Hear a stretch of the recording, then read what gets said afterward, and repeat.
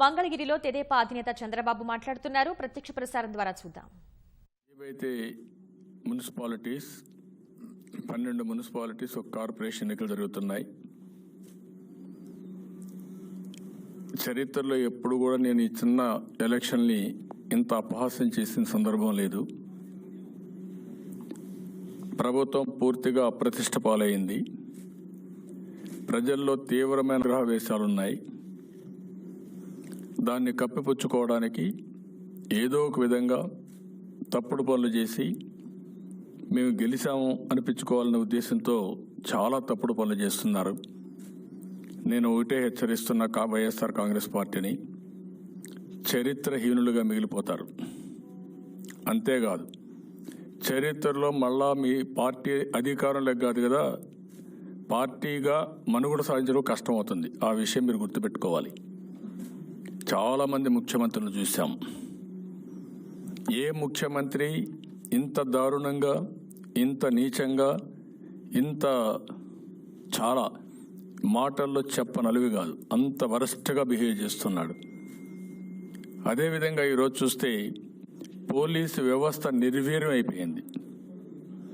అసలు ఈ రాష్ట్రంలో పోలీసు వ్యవస్థ ఉందా అనే అనుమానం వచ్చే పరిస్థితి వచ్చింది.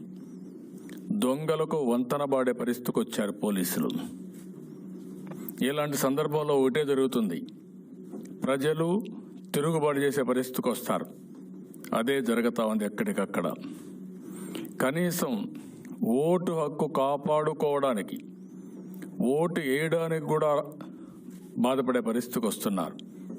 ఇంకొక పక్కన చూస్తే ఏమాత్రం సిగ్గు ఎగ్గు లేకుండా మనుషులను పట్టుకొని కొడతా ఉండి ముఖాన్ని ఉంచుతూ ఉంటే కూడా తుడి చేసుకొని మళ్ళీ దొంగోటేస్తున్నారు. వీళ్ళు మనుషులని నాకు సందేహం వస్తుంది. వాళ్ళు ఇచ్చే ఆ 10 రూపాయల డబ్బుల కోసం అమ్ముడుపోయి ప్రజాస్వామ్యాన్ని అపహాస్యం చేయడమే కాకుండా మీ ఇంట్లో ఆడవాళ్ళు కూడా మిమ్మల్ని చీకొట్టే పరిస్థితి తీసుకొస్తున్నారు. మీ ఇంట్లో మగవాళ్ళు కూడా ఆడబిడ్డల్ని చీకొట్టే పరిస్థితి తీసుకొస్తున్నారు. ఏంటి మన కుటుంబానికి దరిద్రం, ఈ దారుణం అని చెప్పే పరిస్థితికి వస్తూ ఉంది. అలాంటివన్నీ కూడా నేను చూస్తూనే ఉన్నాం. కుప్పంలో రాత్రి ఒక స్కూల్కి వెళ్ళి చాలా స్పష్టంగా మా వాళ్ళందరూ కూడా అక్కడ ఉండి ఎస్టాబ్లిష్ చేశారు. మామూలుగా కూడా కాదు, ఇక్కడ దొంగ ఓట్లు ఉన్నాయి, ఇవన్నీ కూడా వేరే దగ్గర నుంచి వచ్చారు, ఈ ఓట్లన్నీ వేయబోతున్నారు అని నిన్నే ఎస్టాబ్లిష్ చేశారు. ఏదైతే అక్కడ విజయవాణి స్కూల్ కుప్పం, అక్కడి నుంచి సిఎల్ఆర్పి బిల్డింగ్ గణేష్పురం, జీవికే కళ్యాణ మండపం 9వ వార్డు, మార్కెట్ యార్డ్, హవా కింగ్ స్కూల్, కుడా ఆఫీస్, టీటీడీ కళ్యాణ మండపం, రామారెడ్డి ఫామ్ హౌస్, ఇవన్నీ మా వాళ్ళు నిన్న నుంచి చెప్పాం, మేమిచ్చాం, క్యాండిడేట్లు ఇచ్చారు. నిన్నైతే అక్కడ పెద్ద ఐ డ్రామా జరిగింది. వాణి స్కూల్లో అయితే రాత్రంతా కూడా ఎవరు లేరని పోలీసులు సర్టిఫికెట్ ఇచ్చి రాత్రి అక్కడనే పెట్టి ఉదయం నుంచి డ్రామాలు స్టార్ట్ అయినాయి. ఎంత దారుణం అంటే, ఎంత నీచం అంటే, ఎంత అసహ్యం అంటే, రాజకీయాలు కూడా ఇంత అసహ్యంగా ఉంటాయా అనే పరిస్థితి తీసుకొచ్చారు. అదే కాకుండా అది జరిగిన తర్వాత తెలుగుదేశం పార్టీ నాయకులను అరెస్ట్ చేశారు. టౌన్ పార్టీ అధ్యక్షుడు రాజకుమార్ని అరెస్ట్ చేశారు. తెల్లవారుజామున ఏజెంట్లందరినీ అరెస్ట్ చేశారు. తీసుకుపోయి వేరే పోలీస్ స్టేషన్లో పెట్టారు. అంటే ఏజెంట్ అనేవాడిని అరెస్ట్ చేయడానికి వీళ్ళకి అర్హత లేదు, అరెస్ట్ చేయకూడదు, అది చట్ట వ్యతిరేకం. అలాంటి కార్యక్రమాలు చేశారు. అక్కడి నుంచి యథేచ్ఛగా దొంగోట్లు వేయడం ప్రారంభించారు. ఒక్కసారి ఆ వీడియో చూస్తే మీకే అర్థమవుతుంది, వాళ్ళు చేసినటువంటి అరాచకాలన్నీ మీకే అర్థమవుతుంది. చూడండి, రాష్ట్ర ప్రజానీకం మొత్తం వాచ్ చేయాల్సిన అవసరం ఉంది. నాకు వచ్చింది ఇంటిమేషన్ 200 మంది ఉన్నారు లేడీస్ అని చెప్పి మేము గేట్ తెరిపోయినాము. గేట్ తెరిపోయినాము, మా వాళ్ళు చేంజ్ చేసుకున్నారు. నీ అమ్మ, నీ అక్క, నీ ఆర్య ఉంటారు మాట్లాడినారు. వాళ్ళు వాళ్ళు ఎవరు లేదు. వాళ్ళు మాట్లాడతారు, నీ అమ్మని నీ వాళ్ళని వస్తామంటా ఉన్నారు. అంటే మాకు డౌట్ అంతే. మీరు ఒకసారి చూడండి సార్.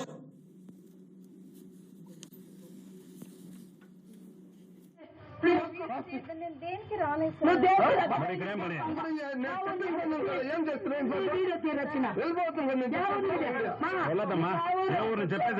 చెప్పు చెప్తే తప్ప కుదురుతా అంటే నేను ఇప్పుడు ఊరికే వస్తాను నీ అడ్రస్ చూపి చూపి ఆధార్ కార్డు తీసుకోండి సార్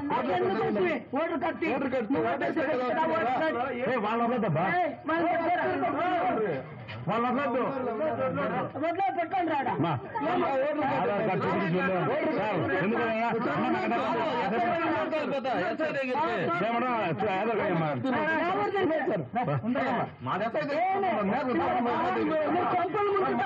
ఇది ప్రశాంతమైన కుటుంబం మీకేం లోపం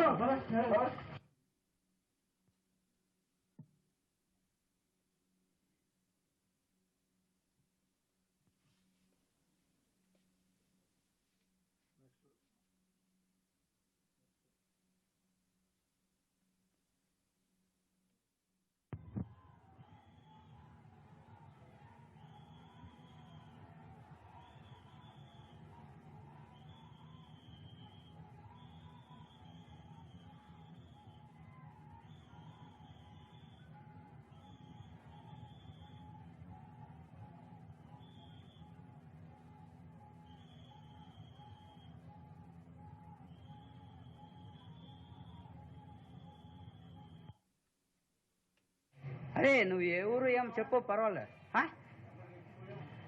అనంతపురం కరెక్ట్ కాదు కదా అనంతపురం అంటే నీకేం పని ఇక్కడ యో జయా యో ఉండు కొంచెం చెప్పు ఏయ్ సోదరా తీ క్యాప్ మాస్క్ తీ నువ్వు ఎవరు నువ్వు ఏయ్ అడిగేదని చెప్పు నీ డీటెయిల్ ఎత్తో ఆధార్ కార్డు ఏమి లేకుండా ఎట్లా రాస్తావు నువ్వు కుప్పానికి చూపి చూపిరా రే తీరా తీరా మాస్తి ఊరు ఏంటి చెప్పండి ఏంటికి వస్తుంది ఇప్పుడు ఓటు ఉన్నప్పుడు అడ్రస్ ఏంటికి వద్దంటే కాదు మీరు వచ్చి తప్పు కదా అక్కడ కూడా రాలే కదా ఎందుకు వస్తాడా మా ఊరు రావద్దు ఇప్పుడు ఓటు ఉంది కదా ఏం అవసరం మీరు వెళ్ళిపోతాం అంతే కదా మీ పేరు ప్రూఫ్ ప్రూఫ్ చూపినా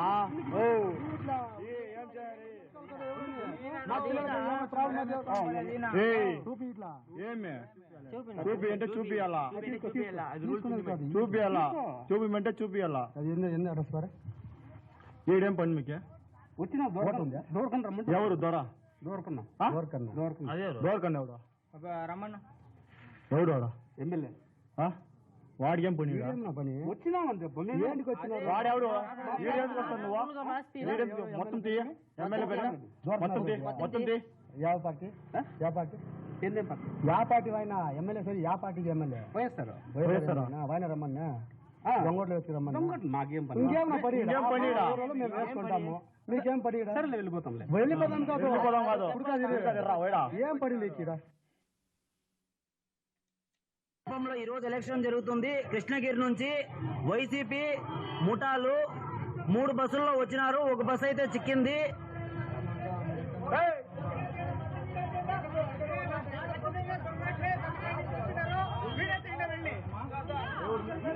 తిరుపతి పోయేవాళ్ళు అయితే టికెట్ చూపించాలి.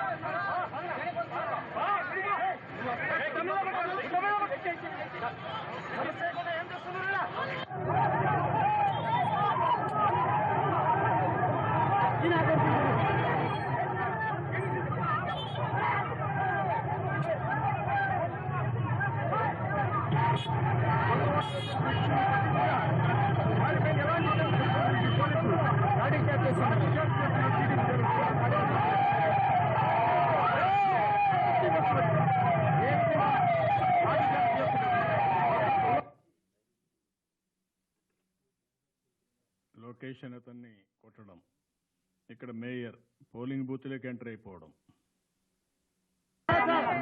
ఎవరు సిప్పి ఎవరిచ్చారు నీకు డబ్బులు? ఎవరు నీకు వైసీపీ వాళ్ళు ఎవరిచ్చారు? దొంగ టైమని ఎవరిచ్చారు? మరి ఎందుకు వచ్చావు? నీ ఎవరు? ఏ ఊరు మీది? మీ ఎవరు? ఏ ఊరు? ఏ ఊరు? ఏ దుమ్ములపేట? దుమ్ములపేటనా? నీ పేరేం పేరు? నీ పేరేం పేరు? ఇంటి పేరు? ఇంటి పేరు ఏం పేరు? నువ్వురా నువ్వురా.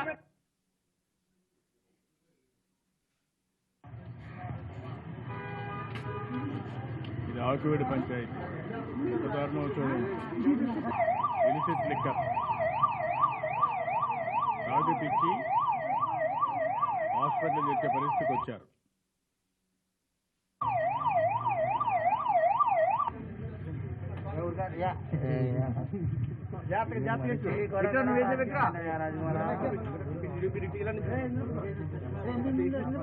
సైడ్ అవ్వండి మీరు బాబు, ఒక్క నిమిషం పడదు.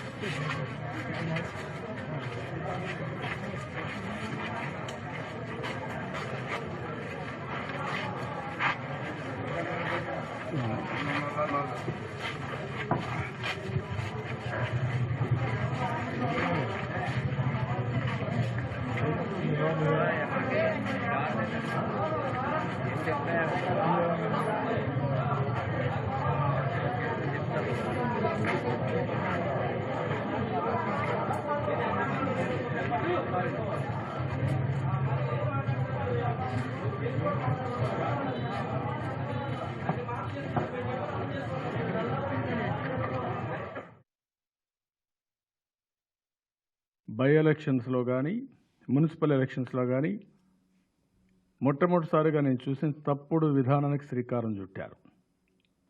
మామూలుగా కూడా కాదు, డబ్బులు, ప్రలోభాలు, వాలంటీర్ల బెదిరింపు, పోలీసుల high handed behaviour, victimisation, one side action, కడవన పోలింగ్ స్టేషన్స్కి పోతే కూడా ఏజెంట్లకు డబ్బులు ఇవ్వడం, అంటే వాళ్ళు కూడా మేనేజ్ చేయడం, అంటే అడుగు అడుగున ఇంత నీచమైన ఆలోచన, ఈ నీచమైన రాజకీయం ఎప్పుడు నేను చూడలేదు.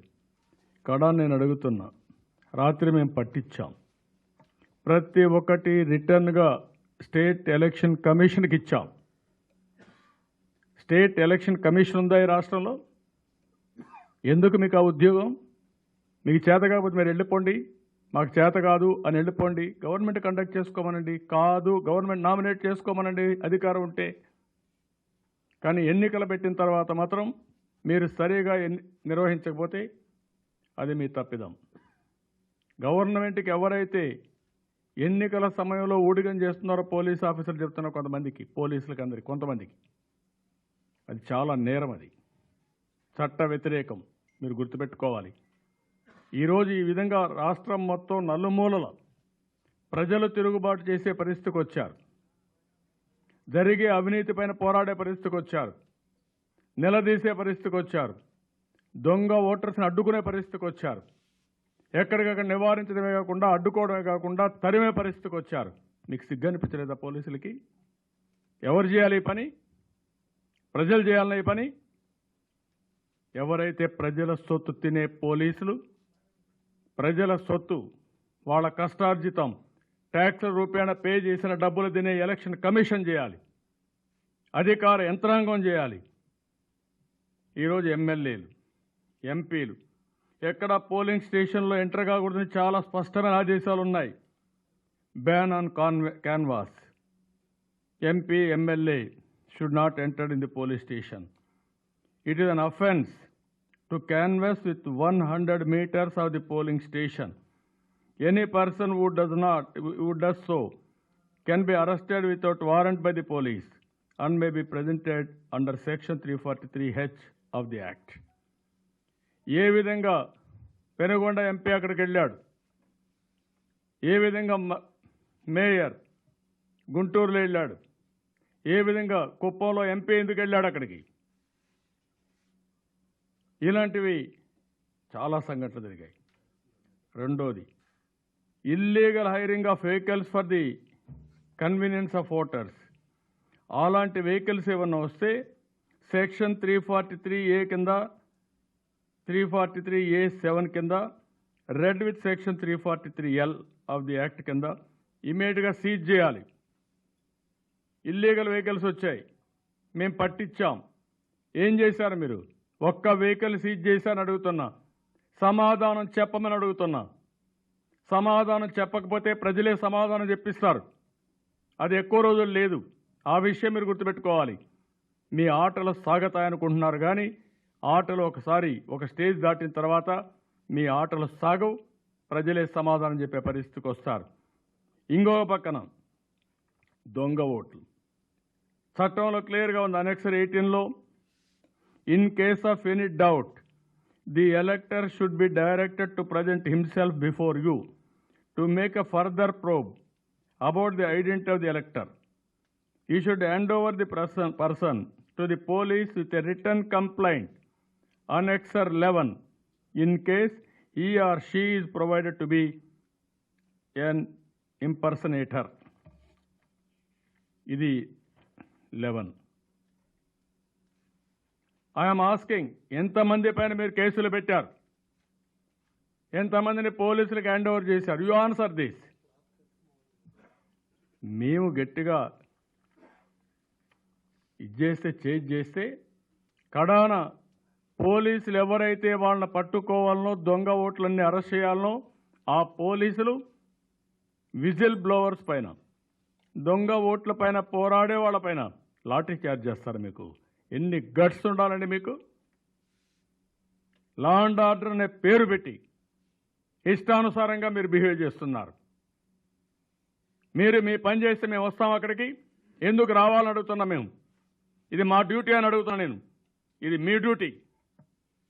మీరు చేయలేదు కాబట్టి ప్రజాస్వామ్యాన్ని కాపాడడానికి ముందుకు వచ్చాం. ప్రజాస్వామ్యం అపహాస్యం అవుతా ఉంది, అందుకే వచ్చాం. ఈ దుర్మార్గమైన రాజకీయాలు జరగనీయం. మీరు అనుకుంటున్నారు ఇష్టానుసారంగా చేసి పైశాచిక ఆనందం పొందొచ్చని. అది కూడా పరిపక్వతకు వచ్చింది, గుర్తుపెట్టుకోండి, హెచ్చరిస్తున్నా. నిన్న మొన్న వరకు చూశారు, ఇప్పుడన్నా అనిపించలే, ఇంతమంది వేల మంది వచ్చారు, రోడ్ల మీదకి వచ్చారు, డెమాన్స్ట్రేషన్లు చేస్తున్నారు. మీకు అనిపించలా మీరు చేసేది తప్పని?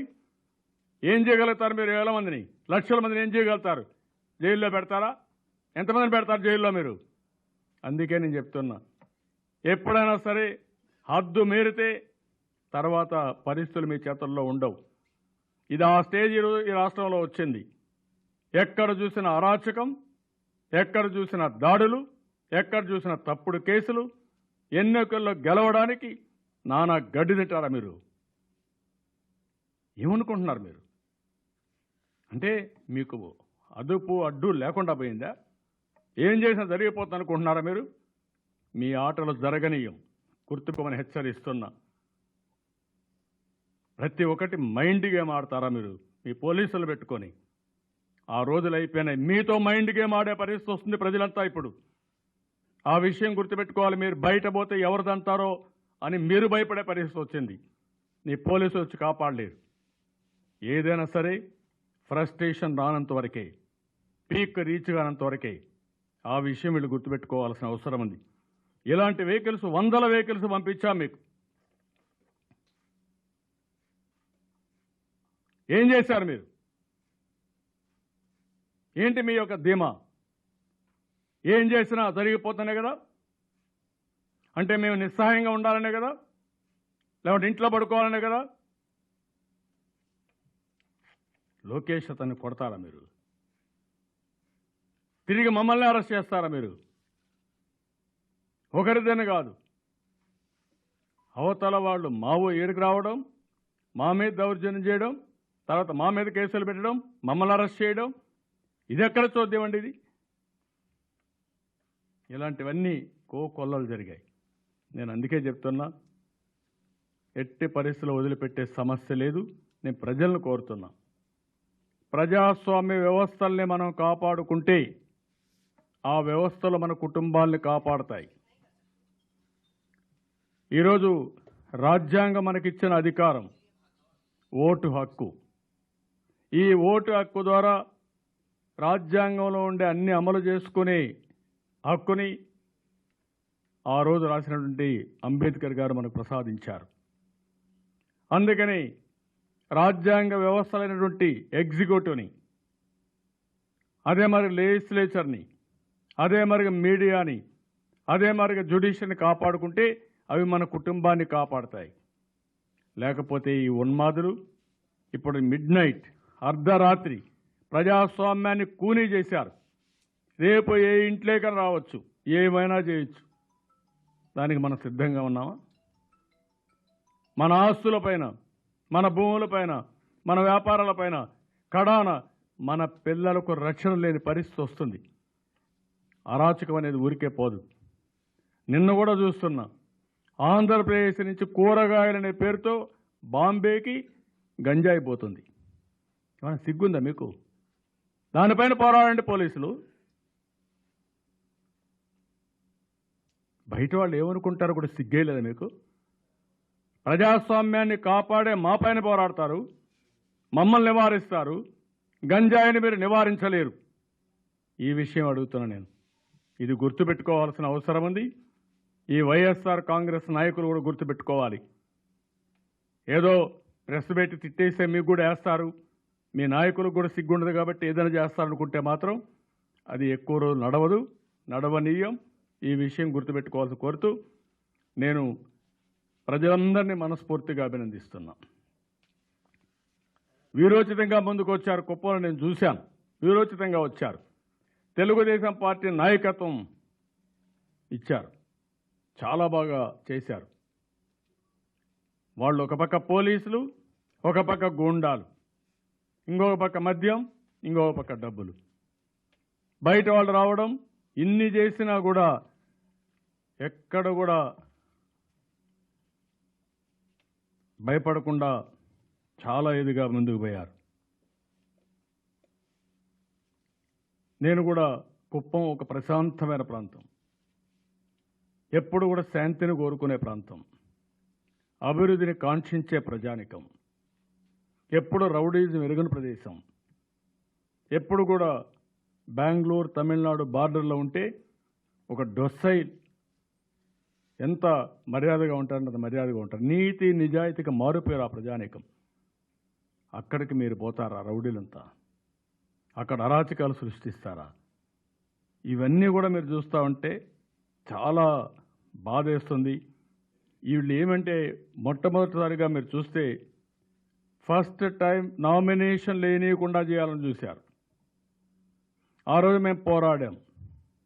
మేము నామినేషన్ వేయడానికి ఎంత తతంగం వచ్చిందంటే కడాన నామినేషన్ వేసిన తర్వాత విత్ ఎన్క్లోజర్స్, విత్ అటాచ్మెంట్, ఆయన ఇచ్చే రిసిప్ట్ కూడా పెట్టి ఆర్ఓకి, కలెక్టర్కి, స్టేట్ ఎలక్షన్ కమిషన్ ముగ్గురికి పంపించాం. అప్పటికి కూడా కొన్ని నామినేషన్లు రిజెక్ట్ చేసి యునానిమస్ చేసుకున్నారు. విత్డ్రాల్స్, బోగస్ పెట్టి నామినేషన్ చేసుకోవాలని యునానిమస్ చేయాలనుకున్నారు. దానిపైన పోరాడాం. ప్రజా పోరాటం వల్ల తగ్గి అవి అనౌన్స్ చేశారు. ఆ తర్వాత ఎలక్షన్లో అడుగడుగున అడ్డం పడ్డారు. నిన్న ఈరోజు అయితే విపరీతంగా ఎన్ని చేయాలని చేసే పరిస్థితికి వచ్చారు.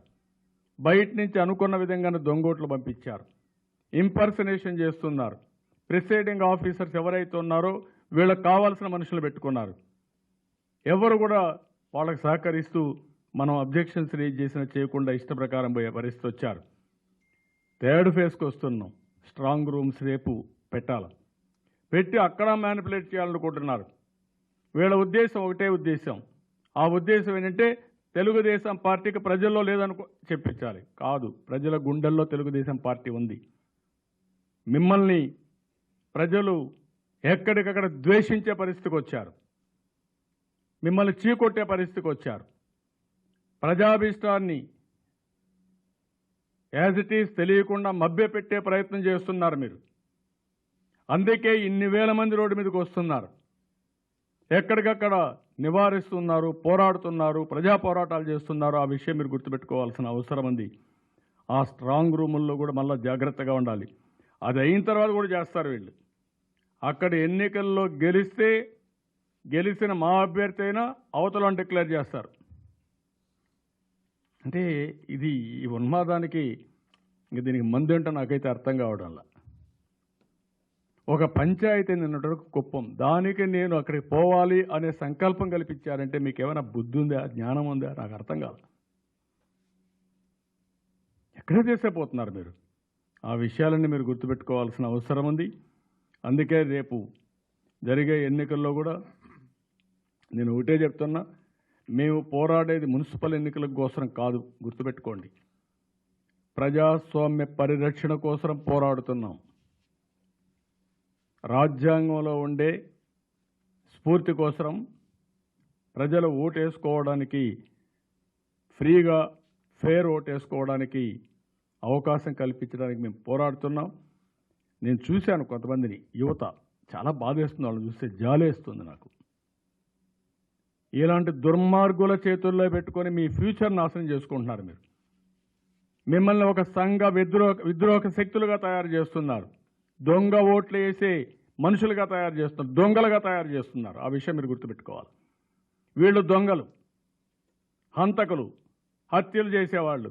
మిమ్మల్ని కూడా ఆ విధంగా బ్రాండ్ చేసి మిమ్మల్ని కూడా తప్పుడు పనులు చేపించి వాళ్ళ గుప్పిట్లో పెట్టుకోవాలనుకుంటున్నారు తప్ప ఇంకోటి కాదు. అది మీ జీవితానికి మంచిది కాదు. తల్లిదండ్రులు ఆలోచించండి, పిల్లలు ఆలోచించండి. ఇది మంచి సాంప్రదాయం కాదని కూడా హెచ్చరిస్తున్నా. ఆ అమ్మాయిని చూస్తే సిగ్గేస్తుంది నాకు. ఏంటి అమ్మాయి, ఆ వయసు ఎంత? నువ్వు దొంగ ఓటేసేయడానికి ఒక అబ్బాయి చూశాను, కొంతమంది పిల్లల్ని చూస్తున్నా, బాగా చదువుకుంటూ కనపడుస్తున్నారు. వాళ్ళు ఇలాంటి తప్పుడు పనులు చేస్తున్నారు. ఇది వైఎస్ఆర్ కాంగ్రెస్ పార్టీ చేసే ట్రాప్. దొంగ పనులు చేయడం, దొంగ పనులు చేయించడం, హత్యలు చేయించడం, నేరాలు చేయించడం, నేరాల ఉబిలో వాళ్ళని చిక్కునట్టుగా చేయడం, జీవితాంతం వాళ్ళని నాశనం చేయడం. ఇది వాళ్ళు చేసే పని. ఈ విషయాలు మీరు గుర్తుపెట్టుకోవాల్సిన అవసరం ఉంది. రాజీ పడం, పోరాడతాం. ఇది ఈరోజే కాదు, ఇంకా కంటిన్యూగా పోరాడతాం. వీళ్ళు చేసే అరాచకాలు, వీళ్ళు చేసే హత్యలు అన్నీ ఎక్స్పోజ్ చేస్తాం. ప్రజల ముందర మిమ్మల్ని దోషులుగా నిలబెట్టే వరకు వదిలిపెట్టాం. గుర్తుపెట్టుకోమని హెచ్చరిస్తున్నాం.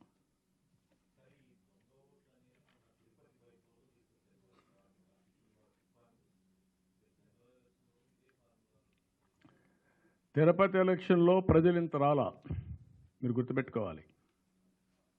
కొంతవరకే పోరాడాం. ఈరోజు మీరు చూస్తున్నారు, ప్రజలు తిరుగుబాటు చేస్తున్నారు, అసహించుకుంటున్నారు, ముఖాన్ని ఊస్తున్నారు, సిగ్గు కూడా లేకుండా పోతున్నారు. ఎవరన్నా ఒక్కడైనా వీళ్ళకి సపోర్ట్ ఇచ్చారండి? ఇన్ని ఎలక్షన్లు జరిగాయి, నేను అడుగుతున్నా. ఇప్పుడు 13 ప్లేసులు జరిగాయి. ఎక్కడన్నా తెలుగుదేశం పార్టీ వాడు ఒక్కడొచ్చి దొంగ ఓటు వేసాడని ఒక్క సంఘటన వాళ్ళు చెప్పమానండి. I'm challenging. అంటే ఇవన్నీ చేస్తే ప్రజలు ఆమోదిస్తారు, అప్రిషియేట్ చేస్తారు అనుకుంటే మీ భ్రమ. మీరు ఒక భ్రమలో బతుకుతున్నారు. నేరాలు ఘోరాలు చేసి ఆ నేరాలు ఘోరాలను కూడా ధర్మం కింద పరిరక్షించే విధంగా మీరు ప్రమోట్ చేసే విధంగా వచ్చేసారు. అది జరగదు. ఆ విషయం మీరు గుర్తుపెట్టుకోవాలి. చూస్తారు రేపటి నుంచి, రాబోయే రోజుల్లో. వీళ్ళు మామూలుగా ఒక రాజకీయ పార్టీగా ఉండడానికి అర్హత లేదు ఈ పార్టీకి. ముఖ్యమంత్రికి కాదు నేను మాట్లాడేది. ఒక రాజకీయ పార్టీకి ఉండవలసిన లక్షణాలు కానీ, ఒక రాజకీయ పార్టీకి ఉండవలసిన అర్హత లేని పార్టీ వైఎస్ఆర్ కాంగ్రెస్ పార్టీ. దోపిడీలు చేసేవాళ్ళు, దొంగతనాలు చేసేవాళ్ళు, హత్యలు చేసేవాళ్ళు, ఇది జరగదు. ఎవరో ఒకరిద్దరుంటే పర్లేదు, అందరూ 2 రోజులు తయారు చేస్తున్నారు. ప్రజలు వీళ్ళ భరించరు, భరించలేరు కూడా. ఆ విషయం గుర్తుపెట్టుకోవాలి.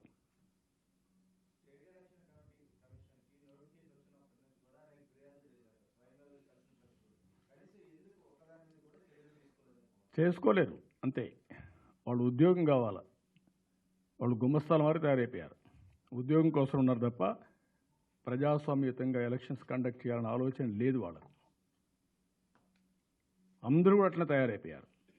ఒకప్పుడు మీరు గుర్తుపెట్టుకోవాల్సింది, ఎలక్షన్ కమిషన్ అనేది లేదు. పంచాయతీ ఎలక్షన్స్ అన్ని స్టేట్ గవర్నమెంట్లో ఒక ఆఫీస్ అని పంచాయతీరాజ్ సెక్రటరీ చేసేవాడు.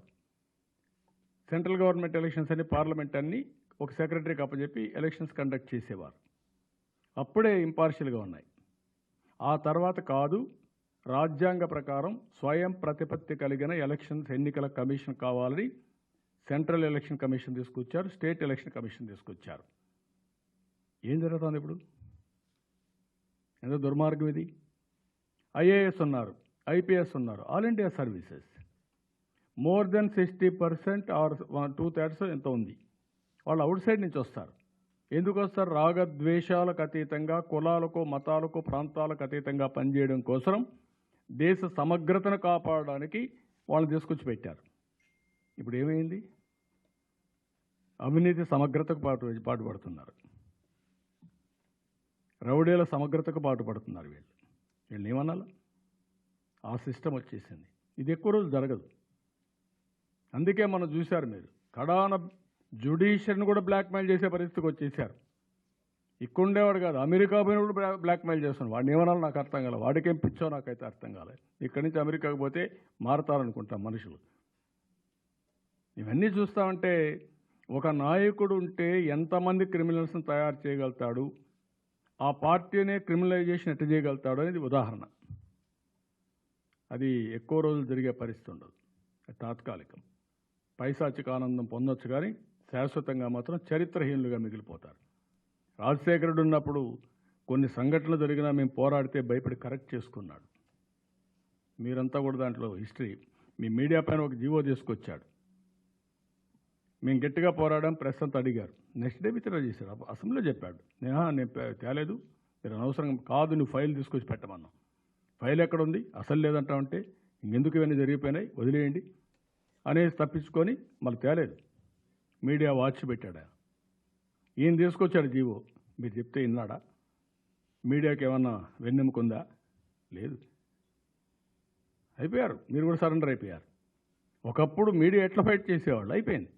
అట్లా ఒక్కొక్క దాన్ని సరెండర్ చేసుకుంటూ వచ్చాడు. ఇప్పుడు రాజకీయ పార్టీలు కూడా మొత్తం ఫినిష్ చేయాలని చూస్తారు. అది సాధ్యం కాదు. తెలుగుదేశం పార్టీ ముందర నీ కుప్పిగంతులు జరగనీయం, గుర్తుపెట్టుకో. ఎన్నో పార్టీలు చూసాం, ఎన్నో సంక్షోభాలు చూసాం. అల్టిమేట్గా తెలుగుదేశం పార్టీ రాజీ లేని పోరాటాలు చేశాం. ప్రజల కోసం పెట్టిన పార్టీ తెలుగుదేశం పార్టీ. నీ మారిగా డబ్బుల కోసం, చిల్లర కోసం పార్టీ పెట్టలా. ఈ విషయాలు గుర్తుపెట్టుకోవాల్సిందిగా హెచ్చరిస్తున్నాం. Thank you. ఉండండి, మళ్ళీ వస్తే మా వాళ్ళు ఇస్తూ ఉంటారు ఇన్ఫర్మేషన్. ఇంకా 3-4 గంటలు, 3 గంటలు.